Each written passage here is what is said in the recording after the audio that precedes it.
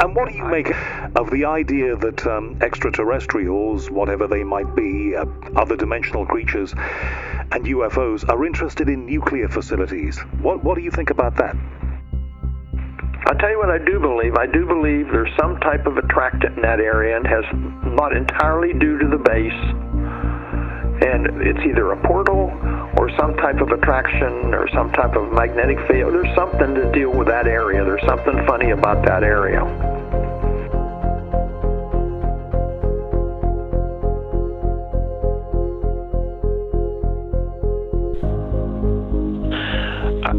All I know is there's some other, how you want to call it, force, being, entity, or something that we share the universe with.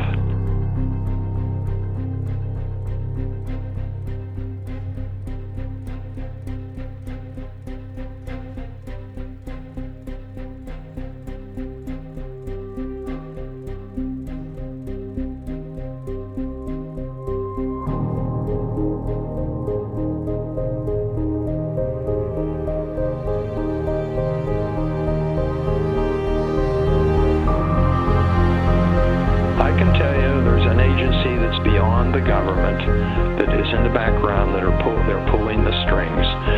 All of our 3-digit near M whatever agencies are only tools. They only report. They don't have the full story, and it's unfortunate.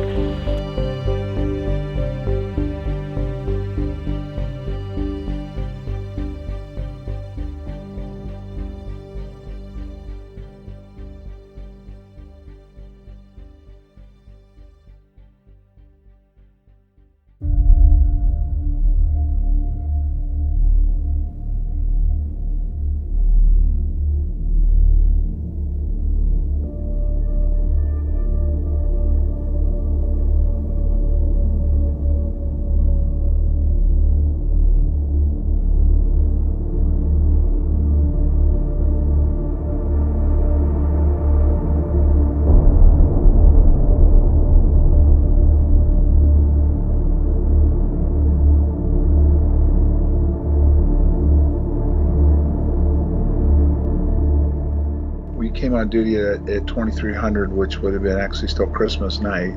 My supervisor, who was the other patrolman over at Woodbridge, asked for a rendezvous.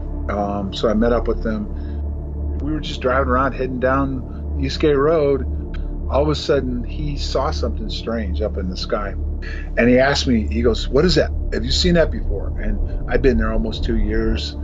And I looked out, and no, I hadn't seen anything like that before. He originally, and he explained it a little bit, was he saw something coming down into the forest. What I saw was something that was already into the tree line.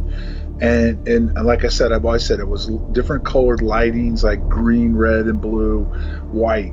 So we got down by the gate, and he was a really conservative guy. So it was a little strange, but he actually, and he was in charge. He said, "Well, what do we do?" And I'm like, well, so we decided that we'd open the gate up and drive down the now we were going off base, and we drive down that road to let out from Eastgate, and you come down to a T and you go left or right.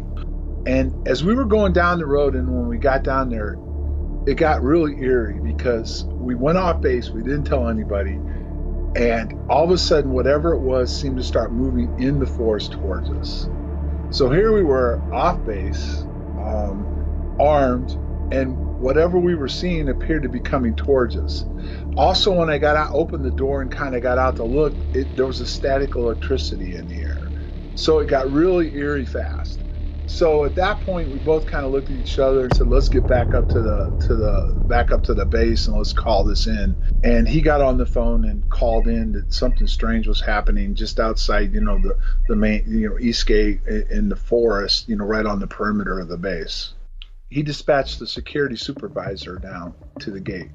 The patrol had Staff Sergeant Jim Penniston and a brand new airman, believe it or not. It was his first night on flight, by the name of Ed Kabansak. They proceeded down to the gate, and when they got there, they could both see the same thing we were seeing. They called RAPCON, which would have been our radar on Bentwaters, and they wanted to find out if they had anything on radar. They called Eastern Radar and they called Heathrow Tower. But because they were able to verify that the radar did detect something right outside the gate over the base, and it disappeared on radar then, they thought that it might have been a downed aircraft. So the shift commander authorized 3 of us to go out into the forest. It ended up being Penniston, Cabansack, and I. And so we left the base and proceeded out into the forest to see what was going on.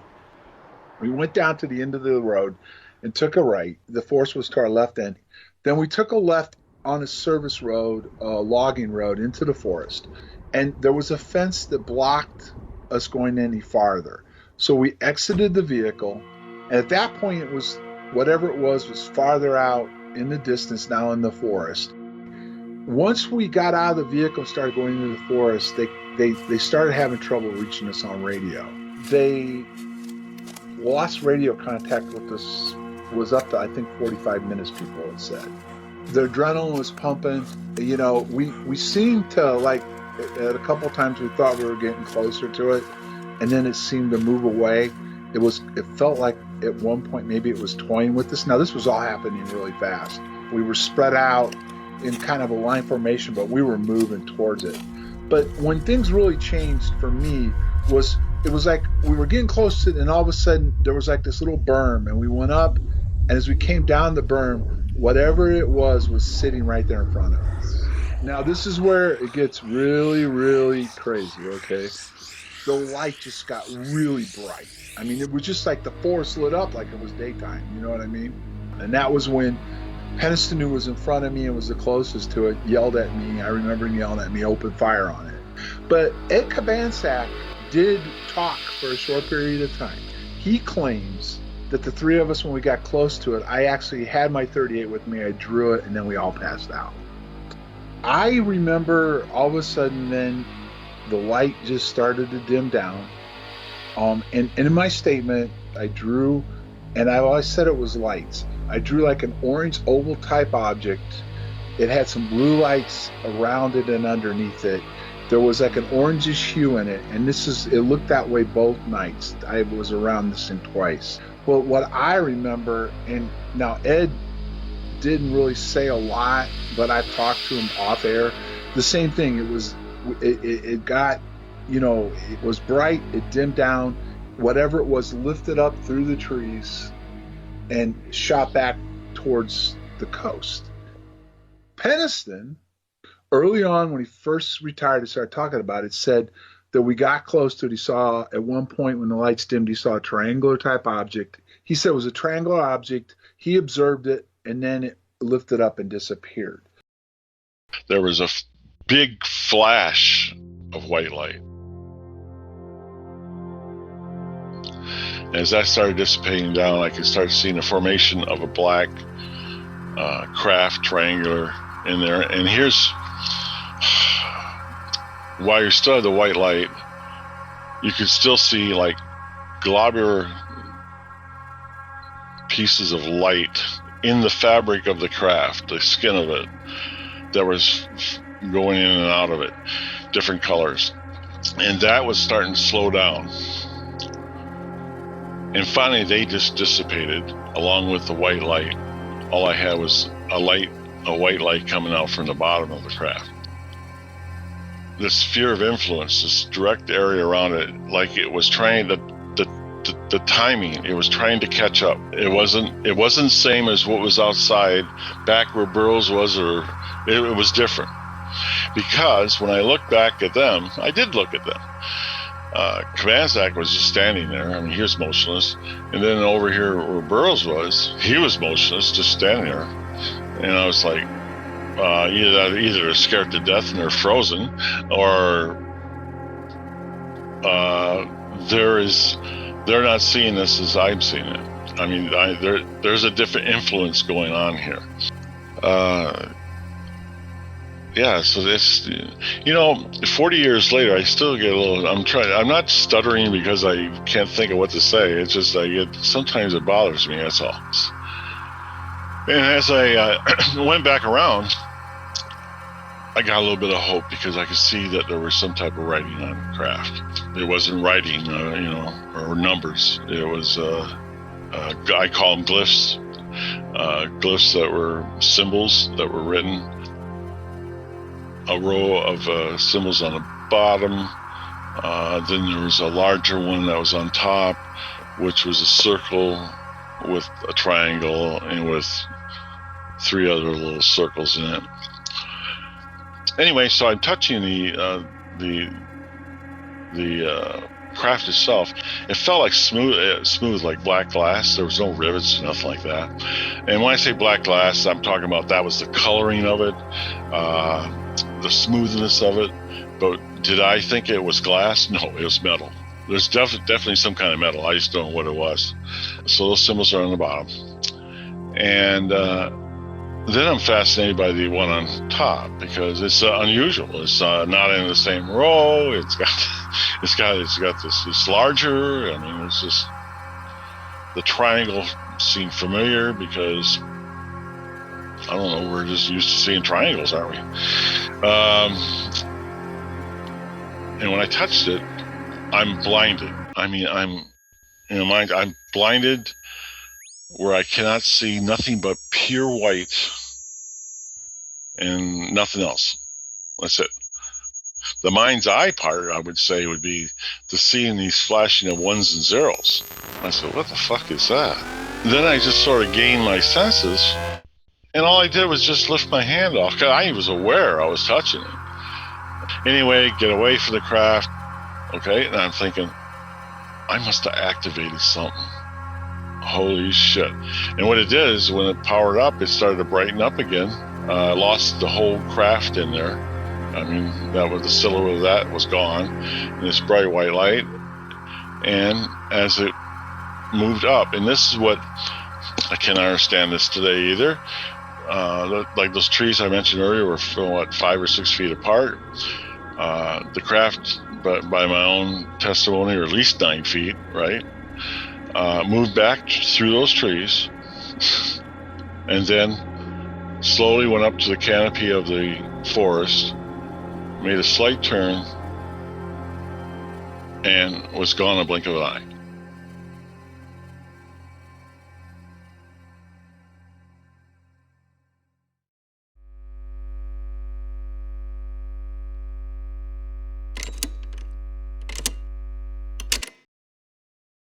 We were going into the weapons storage area to do a security check on the perimeter, and we saw what appeared to be a very bright falling star. Looked like it was falling between the 2 bases. On the radio, someone starts yelling, "There's a UFO out here." Security 6 got the call to go out there. That was Sergeant Penniston. He went out there, and we went to a place called Bunker Hill because we knew it was the highest point that we could get to on base. When we got up there, we saw a luminescent glow. It almost had a dome quality to it, like it lit a certain area and that was it. Probably about the size of a football field. I remember Jim Penniston. He was saying that, yeah, the woods are all lit up. Security control came back and said, well, be advised it could be a downed aircraft. I'm pretty sure without the downed aircraft part, we probably couldn't have gone out there because it was off base. As they were going into the woods, I'll never forget the one transmission that first made my hair stand up, and it still does to this day. He's breathing a little heavy, and he says, "Security control, the object is about 150 feet in front of us." And then, I mean, it was just a matter of a couple of seconds. He comes back, and his breathing is a little heavier, and he goes, "Security, do you copy that the object is behind us now?" That's one I'll never forget. From what he told me, it just glided through the woods. No noise whatsoever. Morning flight was A flight. They were coming on duty, and they'd drive around in a bus and drop off and pick up the different posts. But I sat right next to Jim Penniston, and we were talking about it, and he seemed shook up. You could tell that something happened to him. And Jim says to me that it's a good thing that they couldn't take their weapons out there. And he said if one of them would have shot it, there would have probably been a pair of smoking boots sitting there. You know, their technology was so far advanced to ours that a bullet would be a joke. And he pulled out this little notebook, and he diagrams what he saw out there. It was kind of diamond-shaped with tripod legs.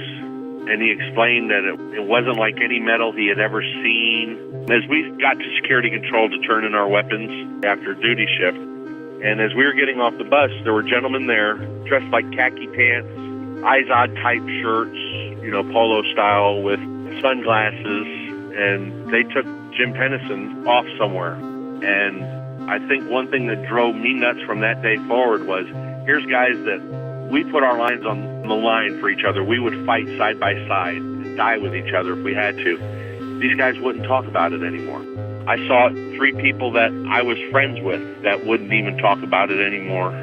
So their power to shut people up is pretty strong. They go with them, and we turn in our weapons. And I was the person with the car, so we all decided that we were going to go back, get out of uniform, and go out to the woods where the incident happened. As soon as we get out there, we see some security police vehicles. No British police whatsoever. It was my understanding that the night before they showed up, and Sergeant Sandler said to me that 2 bobbies pull up, asked what was going on, and they said, have a good night, and drove off. And Captain Verano was out there, and he sees us coming out, and he said, boys, come here, look at this. And what he was showing us was a triangular shape in the ground of where 3 circles were. I would say that they were approximately plate size, so that would be 9-10 inches, and they went right to the dirt. There was no pine needles to the dirt, which had to be at least 1 inch to 3 inches thick. And they seemed to be about 4.5 feet apart. And Captain Verano goes, look at this. He took a Geiger counter, and it would register, it would start ticking as you would go to the center of it. I did notice that there was a couple of broken limbs up high in a couple of trees. And I know when we crested out of the woods, I noticed there was this one farm there, and every cow was huddled in a corner. Those cows were frightened of something.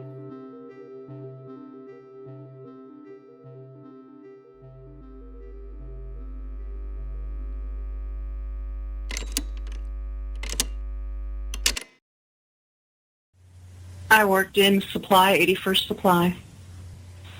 I was instructed just to go and park. I would know the place just to park and wait for some people that needed a ride. Okay, so you drove out to the forest, and exactly what was going on when you drove up? I was just a little bit past the gate. My truck would just die. My radio would get all staticky. It would go out. The truck would die. I could already see some lights, so I got out, and it wasn't very far off the road at all. I walked maybe 30 feet in, and that's when I saw some of you guys, and I could hear people yelling and shouting at each other. You guys kind of made a perimeter around the lights, and I was looking at who I think was Jim, and when I looked back, you were just gone. And there was more shouting, and then a few minutes later, not really great with time, but I think it was 8 to 10 minutes later, you were just there again. You literally saw John Burroughs pop in and pop out. He definitely disappeared, and it wasn't a shimmer, it wasn't a fade out. He was just there, and then he was gone. Penniston kept putting his hands toward it and talking. Of course, I'm not close enough. I couldn't hear what they were saying. What kind of craft shape did you see? What was the shape and the color and the size?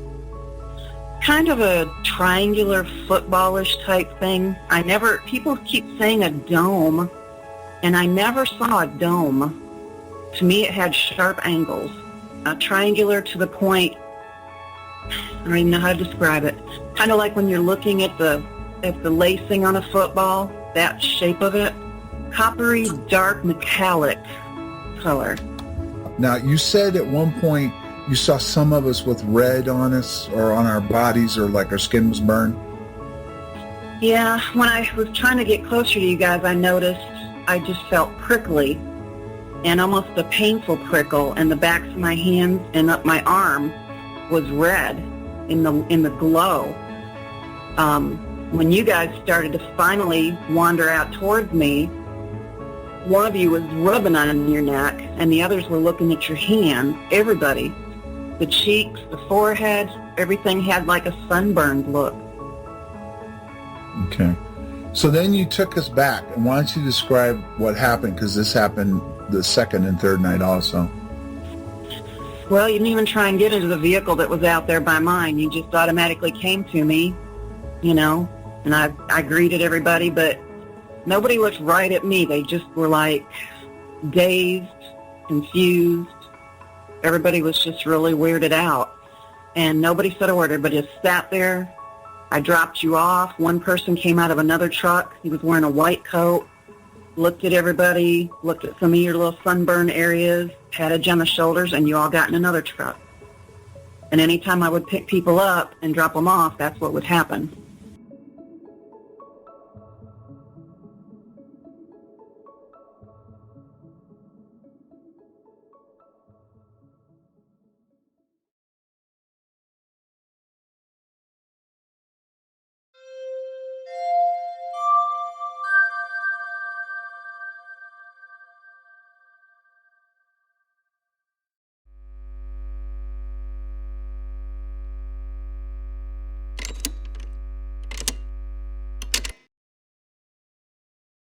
So I've worked that gate before. We called it East Gate, East End Charlie, and it was at the far end of the base, at the end of the runway.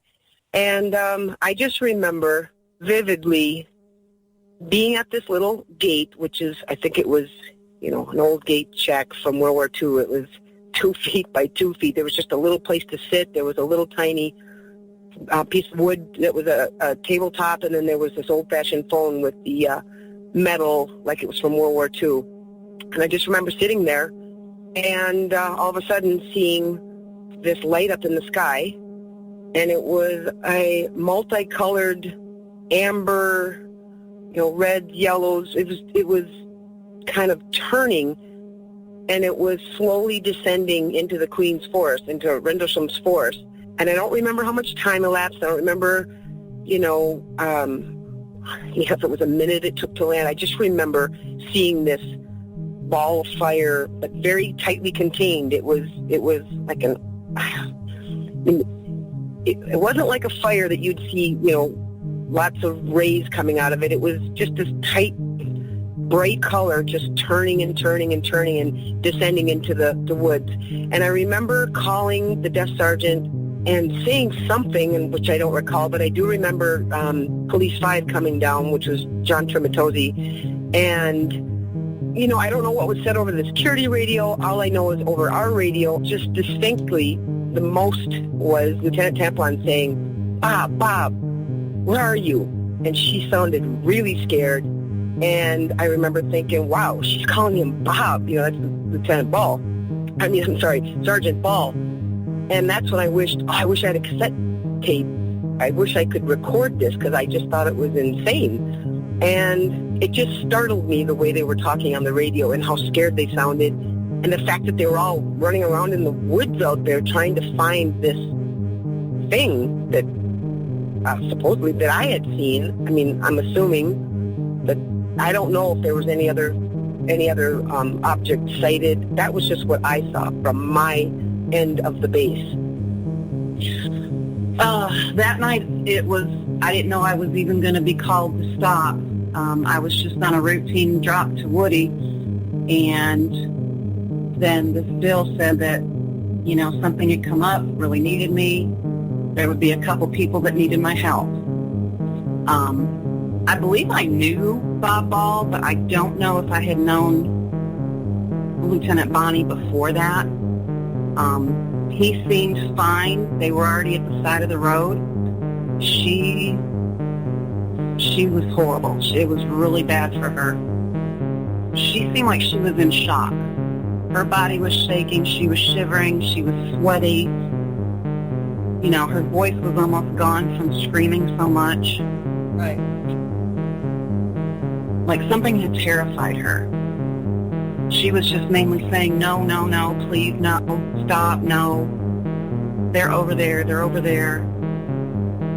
Did you interpret the they to be extraterrestrials?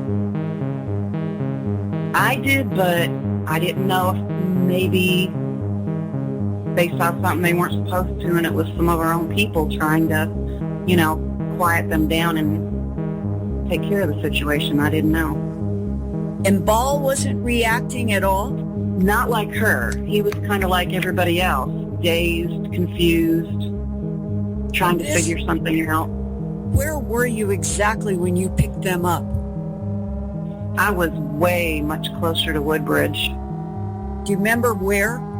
No, like I told John, people had tried to pin me down to exact road names, and I just, I used to have journals with everything written down, but they got taken away long ago.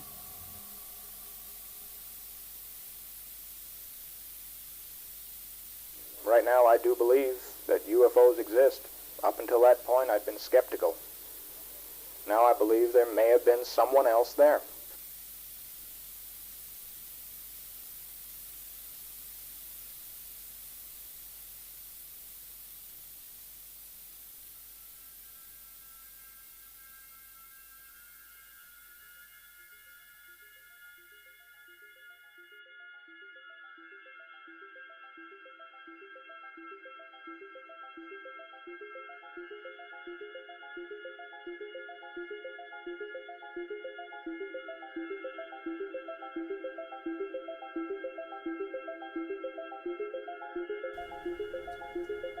I arrived out on the flight line. I was supposed to pick up the trailer with the weapons on it at exactly 1 o'clock a.m. on December 27th, 1980. I was guarding my munitions, and I was pacing around with my rifle, waiting for security to show up. And then I make a turn, and I was going to walk back the other direction, and there it was. It startled me at first when I turned around, because I didn't know anything was there. This thing is big, and it made no noise, and I was wondering what's going on here. It was of the triangle shape. The front of it, I believe, had 2 huge viewing windows right up front. I could see the whole floor was lit up in there. I could see the lights up through the windows. The color would have been daylight. That means it's not yellowish or something. It's white. Maybe just a couple minutes after that, a vehicle from civil engineering pulled up and jumped out and goes, "Oh my God, what is that? That's not ours." He was really, really upset, and he got back in his vehicle and he left. I was getting nervous about security not showing up. Around 1:20 or 1:25, it's like I lost 20 minutes of time. That's when I had the weird feeling. I looked at my clock at 20 after 1, and then I don't remember anything happening or anything, but then I looked at my clock and I lost 20 minutes. And I had this weird feeling of me standing there, and then like another one of me, which I could see, merged together as one. And that would have been about 20 minutes to 2 o'clock. And I got upset. And then very casually, it turned very slowly, I would say counterclockwise, pointed itself into a direction and very slowly moved off. Almost like saying, I can do whatever I want. My colleagues told me that it left our base and went up to Bentwaters area.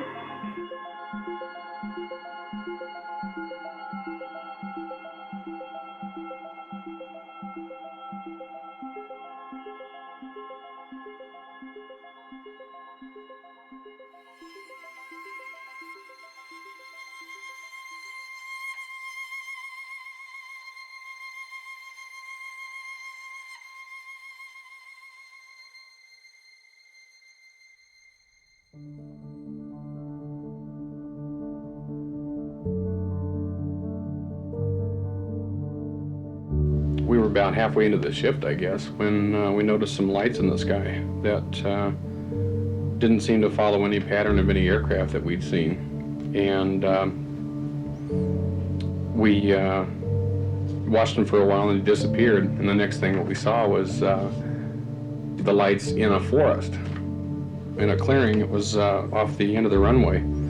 And we called Central Security Control to tell them that we'd like to go investigate it, and they gave us permission to go ahead and go on out. As we got in there, we could see into the clearing and see a series of lights in there surrounded by like a ground fog. That was kind of common in the area, so we didn't really think too much of it.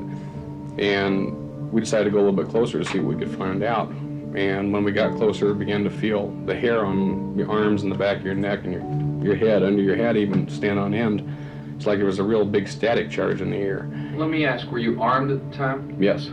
What kind of a weapon were you carrying? M16. Did you load the weapon at any time? Yes, I did. I loaded it and put it on semi-automatic. We didn't know what we were encountering, and we knew it was something that was totally beyond our realm of experience. We'd never experienced anything like this before. And about that time, we decided that we better get the heck out of there because we were getting a little too scared. And we took off at a run and went back to our vehicle. No, I think I saw a UFO. Some kind of a spaceship from someplace not of this earth.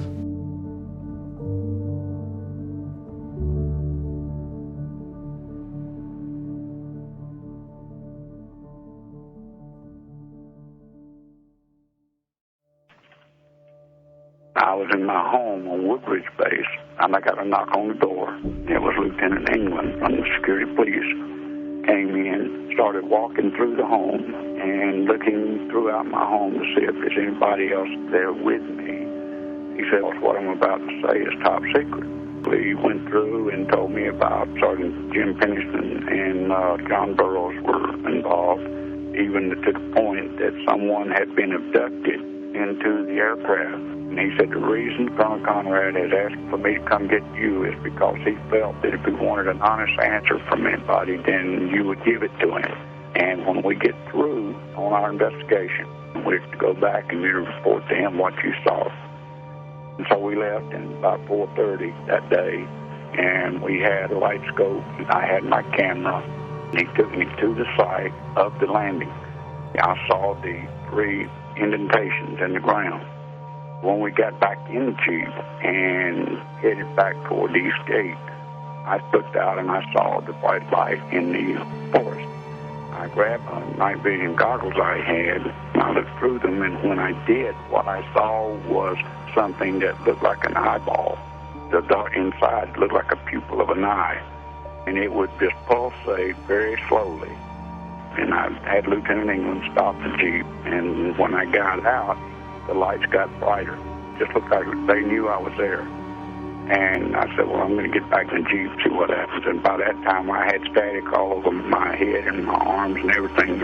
I knew something was wrong. And I naturally got scared. And when I get back in the Jeep, he's a little bit agitated, but then I could see the light would get dim. And then I'd move out, start to open the door, and it'd get bright again. But what it would do is sit there and pulsating.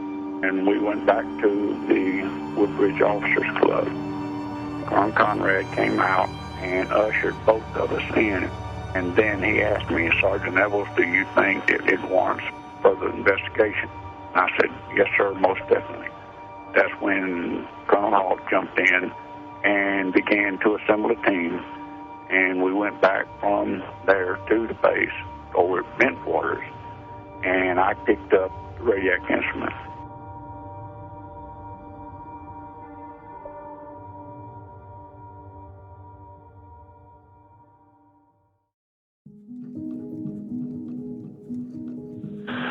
Basically what I saw, I was taken to where the object had allegedly landed, shown the indentations in the ground. It was definitely higher than background radiation. I'm told it's about 9 times normal radiation. One of us, I think it was Bruce England, who was with me, looked out and saw this glowing object.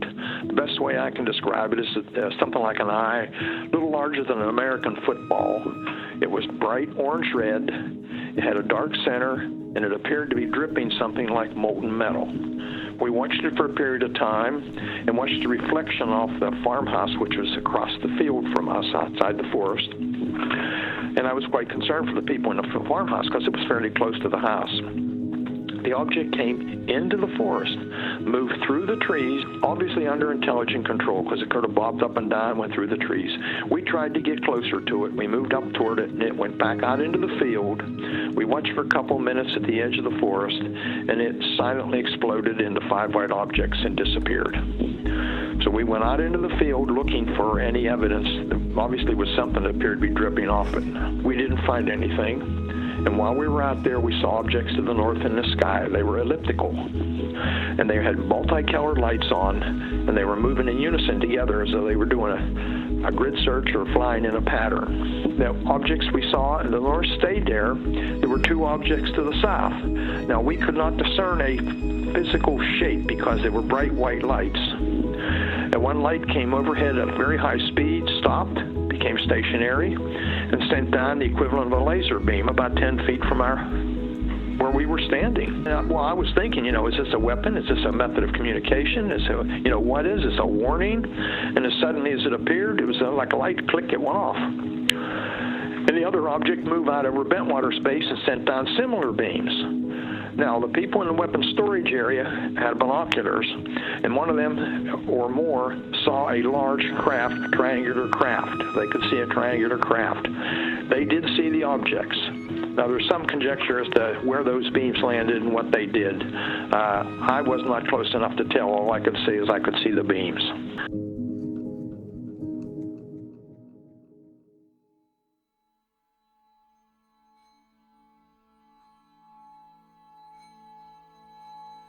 I remember Colonel Halt come up there, and he was pissed because a lot of guys were out there with the weapons, and he didn't want international incident, where if we'd have shot off base, it would have been bad. So I kept a lot of guys' guns, weapons in my truck, and I stayed behind. Bustinza went out there. They went out there, and I was sitting in the truck, and they posted a new guy on the gate. The new guy in the gate started yelling and said, "What the fuck is that? What the fuck is that?" And I got out of the truck, and I let him say, "What are you talking about?" He said, "Man, look." I said, "What?" And you could see coming from the Bentwaters south area, come across the east end of the runway was a triangular-shaped craft. It was bluish in the middle, is all I can say, and had white around the edges of it, but it was triangular-shaped, made no noise, and it was just above the tree line, and it went into Rendlesham Forest. And if you listen to Colonel Halt's tape, you can hear him saying that there's a craft coming in. That's the one that shined the beam down. I don't care what anyone says. The shit happened. It was real.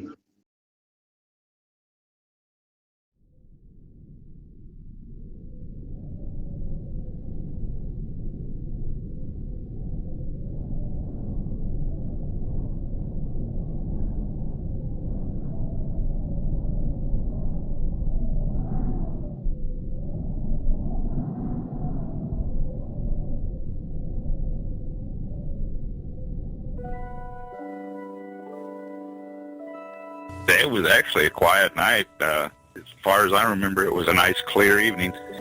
There was a light up in the sky, and started watching it, and it was kind of, looked like it was changing color, maybe green, blue, red, something like that. And it had other lights came down and went down off of it. And they headed towards the ground. I called it in. Apparently, it hadn't been the first time that had been happening around there. In time, somebody came up into my tower, and I wasn't allowed to have anybody up there, but I was told this person, I don't know who they were, didn't get a name, didn't see a rank insignia, but they came up in my tower. They didn't speak. They watched for I don't know how long, probably a half hour maybe, and then they left. When you saw the object, how long was it there? And immediately after these little lights left it, is that when the radio traffic started talking about something coming down and going through the trees? Yeah, it wasn't long after those came down that people were talking about stuff going through the trees. They could see lights going through the trees. Now, I want to go back to this guy that came up in the tower, okay? When did you first know he was coming? Did they call you on the phone? When he hit the steps, somebody called me and said somebody's coming up. And they gave you no explanation on who he was or what he was going to do? I'm not sure they knew. He came up, you let him in. He didn't say a word to you, he didn't say anything. Nope. What exactly? Had binoculars and was looking. He brought his own binoculars. He brought his own binoculars. What were you seeing and what was he seeing when he was up there? All he could see at that point was the object in the sky that I could see. It really didn't do anything until it just disappeared. That was the one closest to the WSA or the one over the forest? The main one. Okay, by the forest. Okay. Yeah, so right. And he departed, and then what finally terminated it, or how did this all end? I'll be honest with you, I can't remember exactly how it went away. Okay. Did it look like a dome or something? Like it was like a dome? Kind of a football-shaped thing, maybe. Okay. Yeah, it could have been a little rounded. All right. And how big do you think it was? It was bigger than an aircraft. I mean, it would have had to been. Based on your observation, never seen anything like that before, what it did, what would you label it as possibly could have been? It was some kind of a craft. It was some kind of a craft. I guess you'd have to say UFO because I couldn't identify it. So it was identified, and it was flying, and it was an object. So it's an unidentified flying object.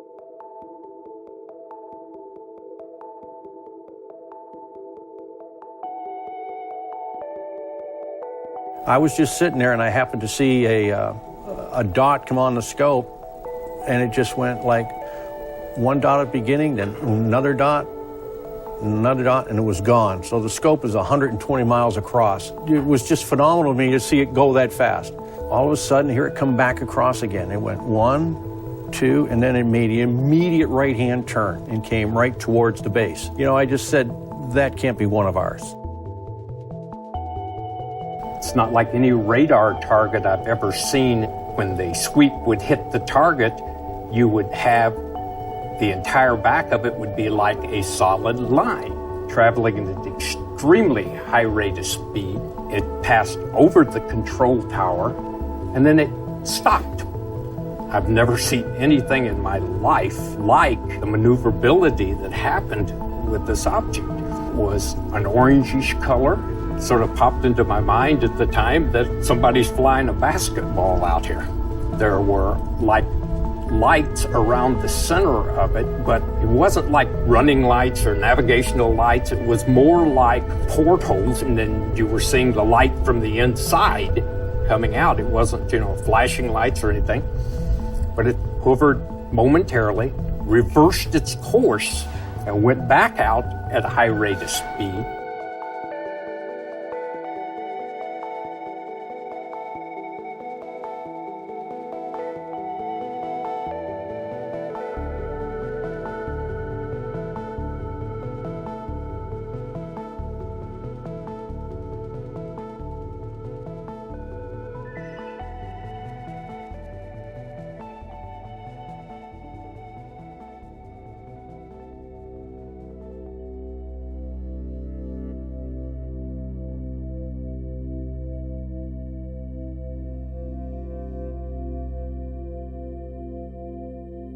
Once we had the radios around on the post, and that's when the lights are back was the statement, and that must have been the Speakats Tower in the WSA. After not too long, I was called and I was told I was going to be picked up on my post. Adrian was driving and grabbed me, and we went to the motor pool on Bentwaters. That's where they were doing light alls, gassing them up. And then we went down to the main gate of Bentwaters, went through there, and then got to the east end of Woodbridge Field, where there was a civvy car stopped. We went down further and then into the woods, and there was a lot of activity there. I just saw a lot of security people. And I do think at one point Halt came up from one of the access trails and went to Bruce, and they walked off at that point. And I was with Buzz and a few other guys. There were other people. We had our flashlights, no weapons. We went through the woods, And there was only one radio with us, and that was Buzz, his going. We got to a place where there was a giant tree which opened up into the field. There was a barbed wire fence with about 2 strands that had been pushed down, and then broken down ferns and all, and then this field, this grass field, there was no crop or anything like that. And that's where this stuff, but you know, that feeling out there, and I've tried to describe it for years and years, was that kind of slowed down. You're just a little half out of yourself, kind of observing something, and that's only out toward that field. What I saw on the ground was a mist. When you hear that red light start coming in on the audio, it comes in an amber thing, like a basketball. It's the only way to describe it, same color. Gets above this mist on the ground, and just boom, there was a flash. Now, silent, bright, in its place, I mean, it was that quick, was a a delta shape, continually changing object that rose to a point about 15 feet, 20 feet, and spread out. It was not middle. Off the thing like you blow a bubble, and this thing just separated off it, sat there in the air, about a foot off the ground, split up into more blue lights, bluish gold lights, and then it got very intense and faded, and it was right there. And within it, there were faces and like things, and silver suits. I don't know. It was very shiny and bright, but there were what it was bright bluish gold lights off the ground, like a capsule with movement within it, and with what I saw as faces and something within it. If there was communication, it would have been the telepathic. There would have been a mental thing. And there was a reason something was going on there with that interaction. And it wasn't just us and others. I didn't feel that special with it. I was kind of disturbed when Buzz said that there were 3 things around me, and why I didn't say they were around him. But fair play. I didn't like that. I didn't like hearing that. But I felt there was a feeling of some kind of interaction with this. I didn't have one. I felt totally separate from my body, like I was watching a movie. Okay. And when I was told by Robert to leave, myself and a couple other guys, Buzz stayed. He stayed there. We left. Let's set the stage before real fast. This was all still going on when you were told to leave? Yeah, I looked back over my shoulder. When I headed back, you were still back at the, you were still in the back line. You weren't. Okay. And Adrian was still up there. Okay. So I left. I remember going back to the parking area, I guess, kinda. And then I don't recall, and it's dark, it's nighttime, it's early in the morning. My next real recall is CSC, Central Security Control. And off to the dorm I went. I felt very ill. I had a metallic taste in my mouth, for sure. The eyes were watering. And I was just totally stone cold in shock. And the first thing I wanted to do, I find I'm not the only one that did this, is I went to the chow hall. I wasn't pulled in for any debrief.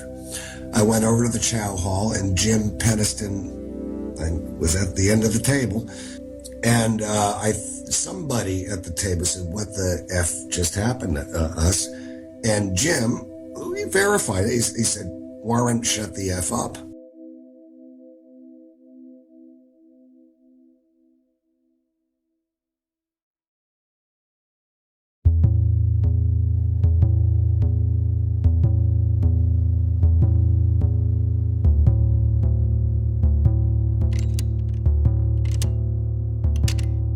Things went as normal for a few hours.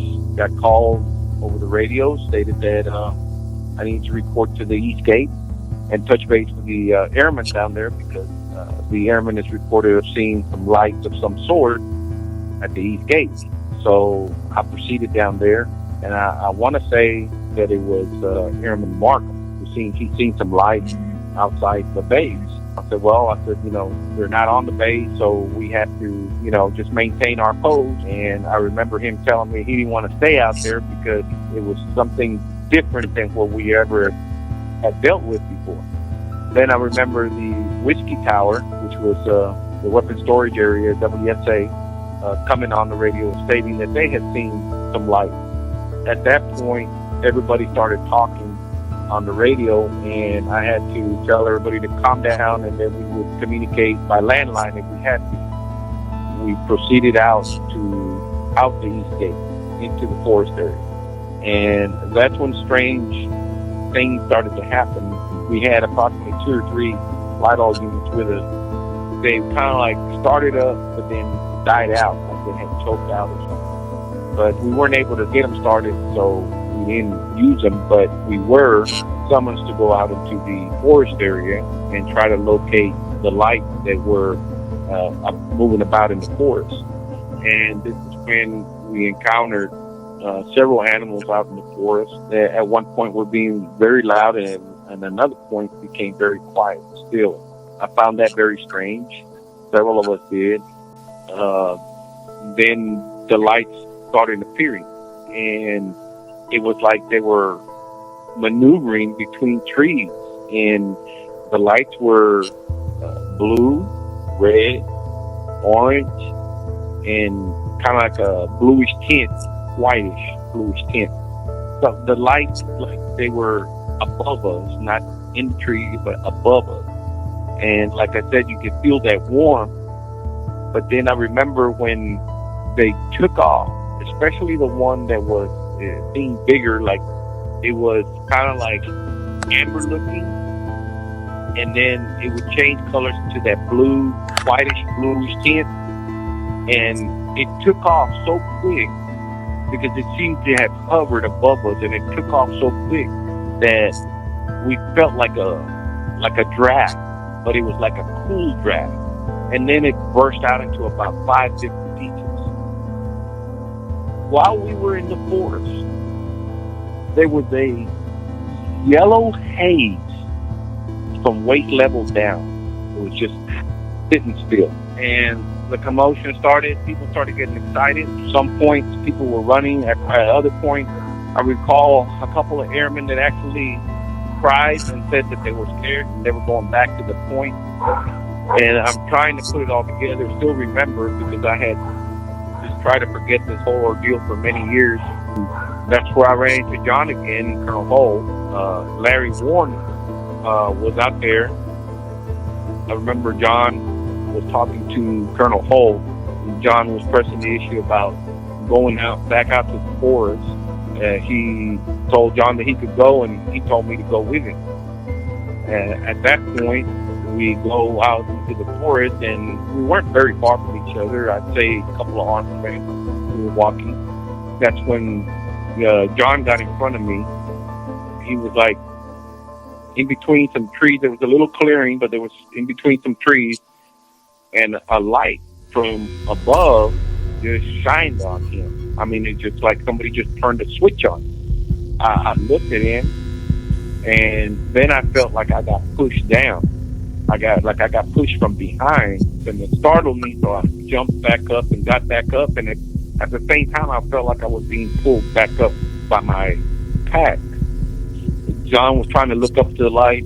I remember him looking at it, like his arms and his hands, and the light was like fuzzy, like when you get a snowy TV, but it was like it looked like particles in the light.